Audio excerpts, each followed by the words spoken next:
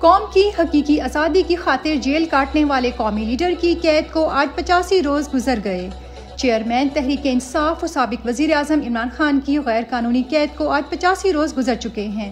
ان 85 روز میں عمران خان کو ہر قسم کی ذہنی ٹارچر کا نشانہ بنایا گیا، عدالتوں سے ناانصافی کا سامنا رہا۔ اس کے باوجود عمران خان عزم، استقامت اور بہادری کی اعلیٰ مثال بنے ہوئے ہیں۔ عمران خان قوم کی حقیقی آزادی کی خاطر ہر ظلم سہ رہے ہیں۔ ڈیلز کی مختلف پیشکشوں کے باوجود ملک سے جانے کو تیار نہیں، چاہے ساری زندگی جیل میں کاٹنی پڑے۔ عمران خان کا اپنی قوم کو بھی صرف یہی پیغام ہے کہ ڈٹے رہیں اور الیکشن والے دن تاریخی تعداد میں نکل کر لندن معاہدے کو پورا ہونے سے روک دیں۔ اسلام آباد ہائی کورٹ میں آڈیو ریکارڈنگ کے حوالے سے کیس کی سماعت۔ آڈیو ریکارڈنگ کے خلاف چیئرمین عمران خان کی اہلیہ بشرا بیگم نے اسلام آباد ہائی کورٹ میں درخواست جمع کروائی ہوئی تھی، جس پر آج سماعت ہوئی۔ سماعت کے دوران اٹارنی جنرل نے آڈیو لیکس کیس کی سماعت ان کیمرہ کرنے کی استدعا کی۔ جسٹس بابر ستار نے ریمارکس دیے، آپ اپنا تحریری جواب جمع کرائیں، پھر اس کو دیکھتے ہیں۔ یہ پاکستان کی تاریخ ہے۔ بے نظیر بھٹو کیس سے اب تک یہ چیزیں ریکارڈ پر ہیں۔ کیا آفیسز میں یہ ڈیٹا اکٹھا کیا جاتا ہے، پھر اس سے بلیک میل کیا جاتا ہے؟ آڈیوز پر جو کمیشن بنا، اس کے TORs میں یہ تھا ہی نہیں کہ یہ آڈیوز ریکارڈ کون کرتا ہے۔ اگر ہمارے فون کی نگرانی کی جا رہی ہے تو ہمیں پتہ ہونا چاہیے کہ ایسا کون کر رہا ہے۔ سپریم کورٹ کے سابق چیف جسٹس کی فیملی کی آڈیو لیک ہوئی۔ آپ کہنا کیا چاہ رہے ہیں کہ یہ کسی دشمن ایجنسی نے کیا ہے؟ ریاست پاکستان کو اعتماد میں لیے بغیر ایسا کرنا خوفناک فیصلہ ہے۔ شاہ محمود قریشی نے اسلام آباد ہائی کورٹ میں درخواست ضمانت بعد از گرفتاری دائر کر دی۔ وائس چیئرمین تحریک انصاف شاہ محمود قریشی کی درخواست پر سماعت کرتے ہوئے چیف جسٹس اسلام آباد ہائی کورٹ جسٹس عامر فاروق نے کہا، آپ نے دستاویزات ترتیب کے ساتھ نہیں لگائیں، اس لیے اعتراض لگا۔ دستاویزات کو ترتیب میں لگا کر دوبارہ دے دیں۔ جس پر ایڈوکیٹ علی بخاری نے جواب دیا، ہماری درخواست ارجنٹ میٹر پر ہے، اس لیے اگر جناب نوٹس فرما دیتے۔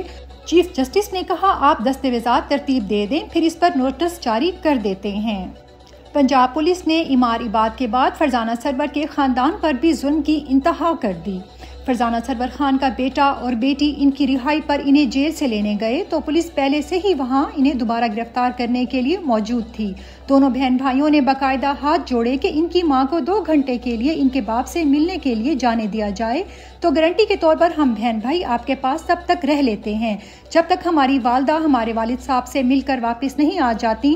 لیکن وہ نہیں مانے، جس کے بعد فرزانہ سرور کے شوہر کی وفات ہو گئی اور وہ بغیر اپنی بیوی سے ملے دنیا سے چلے گئے۔ اس ظلم کا حساب کب لیا جائے گا؟ چیف جسٹس صاحب کب نوٹس لیں گے؟ جیل میں قید ورکرز پہ ظلم کی داستانیں سامنے آنے لگیں۔ ایک ورکر کی جیل سے اپنی والدہ کے نام خط کہ امی سے کہنا پریشان نہیں ہونا، وہ وقت دور نہیں جب حالات بہتر ہوں گے۔ اللہ کریم ہمیں اپنے خزانوں سے اتنا نوازے گا جتنی ہماری سوچ بھی نہیں۔ ہمارے اپنے اللہ پر یقین ہے۔ الحمدللہ مجھے یہ بھی خوشی ہے کہ ورکرز مجھے اپنا بھائی سمجھ کر مدد کا بولتے ہیں۔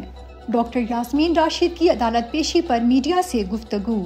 رہنما پاکستان تحریک انصاف ڈاکٹر یاسمین راشد کو آج عدالت پیش کیا گیا، جہاں انہوں نے میڈیا سے گفتگو کرتے ہوئے کہا، یہ مقدمات درج کرتے کرتے تھک جائیں گے لیکن پریس کانفرنس نہیں کروا سکیں گے۔ یہ واحد صوبہ ہے جہاں انہوں نے خواتین کو قید کیا ہوا ہے۔ یہ خواتین سے بھی مقابلہ کرنے سے ڈرتے ہیں۔ ڈاکٹر یاسمین راشد کینسر کی مریضہ ہونے کے باوجود پچھلے 6 ماہ سے قید ہیں اور ڈٹ کر عمران خان کے ساتھ کھڑی ہوئی ہیں۔ سینے پہ پاکستان کا پرچم لگائے کامران بنگش بغاوت کے جعلی مقدمے میں عدالت میں پیش۔ ایک طرف پشاور کی انسداد دہشت گردی عدالت میں پولیس پر فائرنگ اور مراد سعید کو پناہ دینے سے متعلق کیس کی سماعت ہوئی۔ کامران بنگش کی ضمانت منظور، رہا کرنے کا حکم دیا، تو دوسری طرف ساتھ ہی ڈیرہ اسماعیل خان پولیس نے ان پر بغاوت کا مقدمہ درج کر کے ان کو ڈیرہ اسماعیل خان جیل میں منتقل کر دیا۔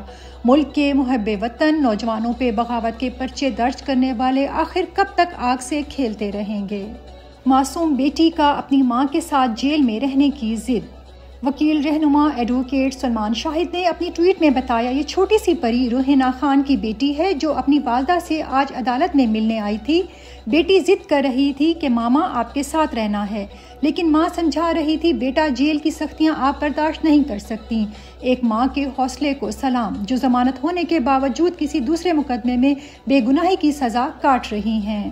چودھری پرویز الہی کی میڈیا سے کمرہ عدالت میں غیر رسمی گفتگو۔ مرکزی صدر پاکستان تحریک انصاف چودھری پرویز الہی کو آج لاہور کی عدالت میں پیش کیا گیا، جہاں عدالت نے ان کی جسمانی ریمانڈ کو جوڈیشل ریمانڈ میں تبدیل کر کے پولیس کے حوالے کر دیا۔ اس موقع پر میڈیا سے گفتگو کرتے ہوئے پرویز الہی نے کہا، نگران حکومت کس حیثیت سے بجٹ منظور کر سکتی ہے؟ کیا چیف الیکشن کمشنر نے نگران حکومت کو بجٹ منظور کرنے سے روکا نہیں؟ کب سے سن رہے ہیں الیکشن ہوں گے؟ چیف الیکشن کمشنر صاحب اب تو الیکشن کی تاریخ دے دو۔ چیف الیکشن کمشنر عام انتخابات کی تاریخ کو دبا کر بیٹھے ہیں۔ غیر آئینی نگران پنجاب حکومت کا ایک اور غیر آئینی اقدام۔ غیر آئینی نگران پنجاب حکومت پچھلے 9 ماہ سے ہر کام کر رہی ہے جس کا اس کے پاس مینڈیٹ نہیں، مگر الیکشن کروانے سے انکاری ہے۔ غیر آئینی نگران حکومت نے ایک اور غیر آئینی کام کرتے ہوئے آج پنجاب کا بجٹ منظور کر لیا، جس کا آئین نگران حکومت کو کوئی اختیار نہیں دیتا۔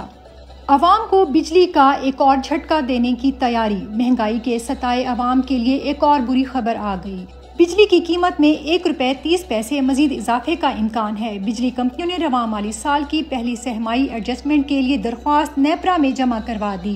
نیپرا میں بجلی کمپنیوں کی درخواست پر 14 نومبر کو سماعت ہوگی۔ قیمتوں میں اضافے سے صارفین پر 22 ارب 56 کروڑ روپے کا اضافی بوجھ پڑے گا۔ تنخواہوں کی عدم ادائیگی پر ریلوے ملازمین کا احتجاج، ٹرین آپریشن گھنٹوں تاخیر کا شکار۔ ریلوے انتظامیہ کی جانب سے تاحال تنخواہوں کی ادائیگی نہ ہونے پر ملازمین کے صبر کا پیمانہ لبریز ہو گیا۔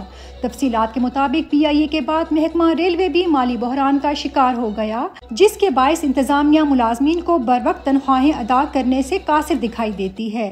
تنخواہوں کی عدم ادائیگی پر ملازمین نے مختلف دفاتر، ورکشاپس اور انجن شیڈز میں احتجاج کیا۔